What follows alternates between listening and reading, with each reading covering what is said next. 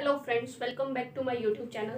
सो अब हम नेक्स्ट अपना टॉपिक स्टार्ट करने वाले हैं, that is movement along demand curve and shift in demand curve. तो ये क्या होता है, देखो पहले मूवमेंट अलोंग डिमांड कर्व मतलब कि एक डिमांड कर्व के ऊपर मूव करना, ठीक है। यहाँ पे हम क्वांटिटी शो करते हैं और यहाँ प्राइस, ये हमारी होती है डिमांड कर्व। तो ये हमको क्या शो कर रहा है, मूवमेंट अलोंग डिमांड कर्व, मतलब एक डिमांड कर्व के ऊपर घूमना, मूव करना। तो कभी यहाँ से यहाँ जाओ, कभी यहाँ से यहाँ जाओ, यहाँ से यहाँ, मतलब एक ही डिमांड कर्व पे हम घूम रहे हैं, ठीक है। सपोज हम इस पॉइंट पे हैं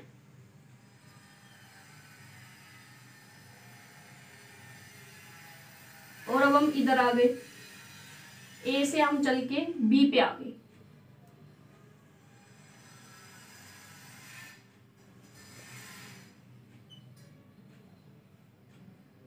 ठीक है। पहले हम ए पॉइंट पे थे जहां पर हमारा ओपी प्राइस ओक्यू क्वांटिटी थी, फिर हम ए से घूम के बी पे आ गए क्योंकि हमको एक ही डिमांड पे घूमना है, ठीक है।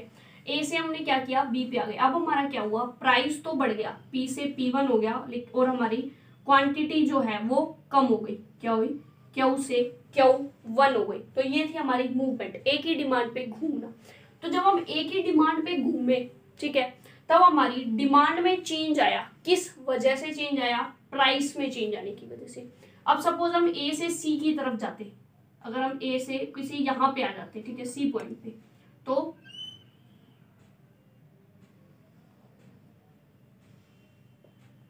हमारा प्राइस क्या होता, कम, और डिमांड क्या होती, ज्यादा। मतलब हमारी डिमांड में चेंज आ रहा है, लेकिन चेंज किस वजह से आ रहा है, प्राइस में चेंज आने की वजह से।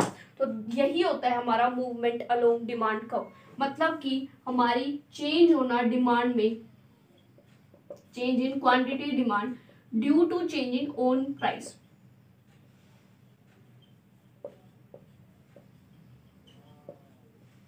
ठीक है। कुछ बच्चे इनको क्या बोलते हैं, रटने लग जाते हैं, लेकिन ये रटना सही नहीं है क्योंकि हमको क्लियरली लिख रहा है कि हमने एक ही डिमांड कर्व पे मूव कर रहे हैं और हमारी डिमांड चेंज हो रही है। और डिमांड किस वजह से चेंज हो रही है, जस्ट बिकॉज ऑफ प्राइस।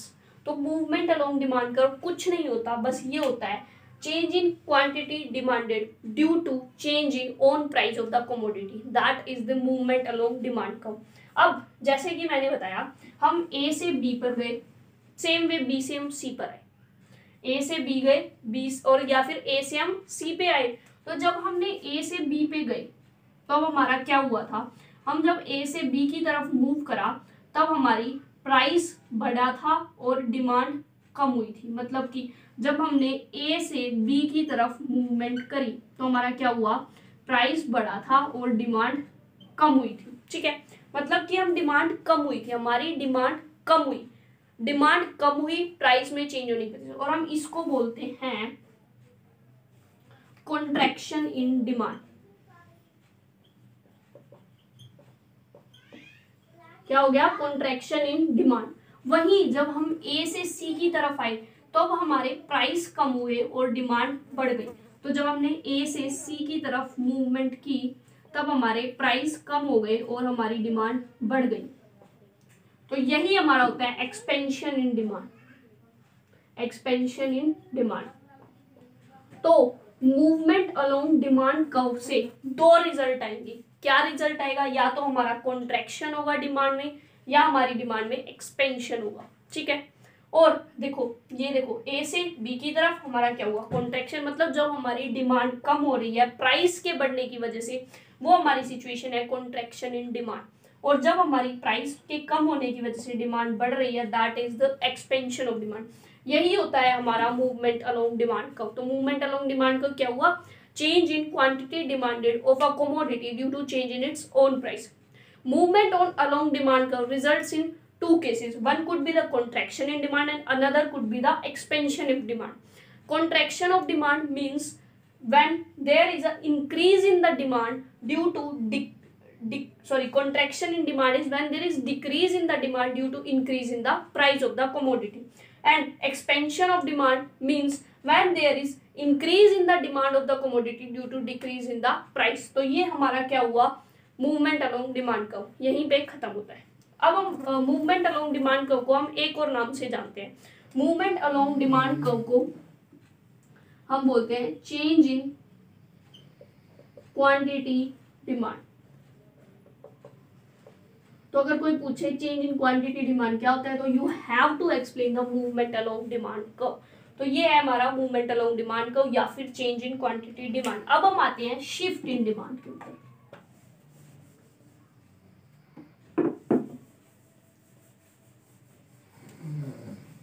क्या करेंगे अब हम, शिफ्ट इन डिमांड। तो शिफ्ट इन डिमांड देखो, अब हमारे क्या है, एक डिमांड कर्व है, ठीक है। यहां पर हमारा origin, this is quantity and this is the price, और यहां पर हमारा वाई एक्सिस और ये एक्स एक्सिस। ये हमारी सपोज एक डिमांड थी, ठीक है, ये हमारी डिमांड थी। अब क्या हुआ, हमारी डिमांड कर्व में शिफ्ट आ गया। पहले हम क्या करा, मूवमेंट अलोंग डिमांड, हम डिमांड कर्व पे मूव कर रहे हैं। अब हम डिमांड कर्व को ही शिफ्ट कर रहे हैं, मतलब इसको यहाँ से उठाया और इसको कहीं और ले गए। सपोज हमारी डिमांड जो है वो यहाँ से उठ के यहाँ हो गई, मतलब कि शिफ्ट हो गया, ये होगी D1 D1। हमारी डिमांड कर्व यहाँ से यहाँ शिफ्ट हो गई, हमारी डिमांड क्या हुआ, यहाँ से यहाँ शिफ्ट हो गई। अब अगर हम यहाँ प्राइस और क्वांटिटी देखें इस पॉइंट पे,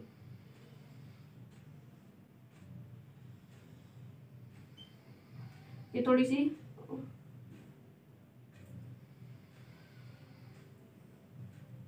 ठीक है। तो ये अब हम देखो क्या हुआ, हमारी क्वांटिटी डिमांड, प्राइस हमारा वही का वही, ओपी का ओपी है, लेकिन हमारी डिमांड ओक्यू से हमारी ओक्यू 1 हो गई, डिमांड ओक्यू से ओक्यू 1 हो गई। प्राइस वही का वही है लेकिन डिमांड चेंज हो गई। हाउ इज इट पॉसिबल, कैसे हो सकता है, बिल्कुल हो सकता है। जैसे कि हमने क्या पढ़े थे, डिटर्मिनेंट्स ऑफ डिमांड, इनकम बढ़ गई, प्राइस में कोई चेंज नहीं हुआ। इनकम बढ़ गई तो कंज्यूमर ने डिमांड बढ़ा दी, या कंज्यूमर का टेस्ट चेंज हो गया, उसका उस गुड की तरफ टेस्ट फेवरेबल हो गया, प्राइस उतना का उतना है लेकिन उसने डिमांड बढ़ा दी क्योंकि उसका टेस्ट फेवरेबल हो गया। तो शिफ्ट इन डिमांड हमारा किस वजह से होता है, ये हमारा क्या होता है, चेंज इन डिमांड। क्या होता है, change in demand due to change in क्या होता है, डिटर्मिनेंट्स ऑफ डिमांड। अब हमारे डिटर्मिनेंट्स ऑफ डिमांड कितने सारे थे, लेकिन उसमें से हमने प्राइस को नहीं लेना, प्राइस को छोड़ के जितने डिटर्मिनेंट्स हैं उनकी वजह से जो डिमांड में चेंज आया, वहां शिफ्ट में हम सिर्फ वही लेते हैं, क्योंकि प्राइस तो हम मूवमेंट में लेते हैं, यहाँ प्राइस सेम है, प्राइस में कोई चेंज नहीं आ रहा, बाकियों में चेंज आ रहा है। तो change in demand due to change in determinants of demand other than price of commodity, तो ये हमारा होता है शिफ्ट इन डिमांड, कि हमारी डिमांड में चेंज आ रहा है लेकिन वो प्राइस की वजह से नहीं आ रहा, वो बाकी दूसरे डिटर्मिनेंट्स की वजह से चेंज आ रहा है। अब बात आती है कि हमारी डिमांड को अभी तो मैंने यहाँ से उठा के उधर लेके गई, ठीक है, अब मैं इस डिमांड को यहाँ से उठा के यहाँ ले आऊं,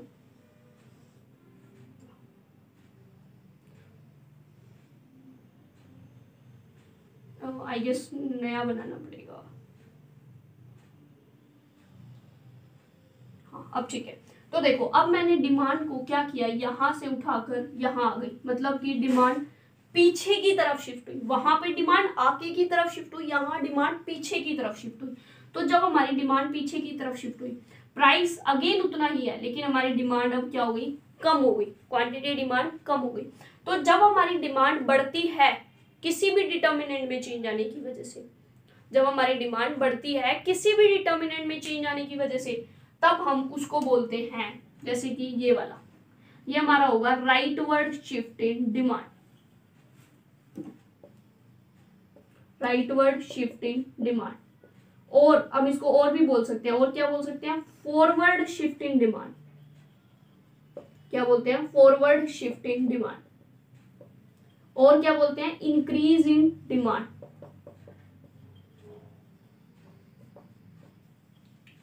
ठीक है, और वहीं अगर हम बात करें इधर, जब हमारी डिमांड कम हो गई तो उसको हम क्या क्या बोलेंगे, बैकवर्ड शिफ्ट इन डिमांड। क्या बोलेंगे, backward shift in demand curve. और हम क्या बोलते हैं, leftward shift in demand curve. और हम क्या बोल सकते हैं, बैकवर्ड शिफ्ट, लेफ्टवर्ड शिफ्ट और डिक्रीज इन डिमांड। ठीक है, तो ये हमारा होता है concept movement along demand curve का और शिफ्ट इन डिमांड कर्व। ठीक है, क्या हुआ, movement along demand curve, shift in demand curve. जब हमारी डिमांड कर्व शिफ्ट हो गई आगे की तरफ, मतलब प्राइस में बिना चेंज आए हमारी डिमांड बढ़ गई, प्राइस में कोई चेंज नहीं आया और डिमांड बढ़ गई, तो हमारा वो क्या कहलाएगा, rightward shift in demand, forward shift in demand और इंक्रीज इन डिमांड। और ये किसी भी रीजन की वजह से हो सकता है, जो अदर हमने डिटर्मिनेंट्स पढ़े थे, income, price of related goods, taste and preference, expectations of the price, वो सब जितने भी डिटर्मिनेंट्स हैं उनमें से किसी भी वजह से अगर हमारी डिमांड बढ़ जाती है तो वो ये होगा शिफ्ट इन डिमांड कर्व का फॉरवर्ड शिफ्ट। और अगर डिमांड कम हो जाती है उन किसी भी डिटर्मिनेंट में चेंज होने की वजह से, तो वो हमारा होगा बैकवर्ड शिफ्ट, लेफ्टवर्ड शिफ्ट या डिक्रीज इन डिमांड। तो ये था हमारा छोटा सा concept movement along demand curve का और शिफ्ट इन डिमांड कर्व का।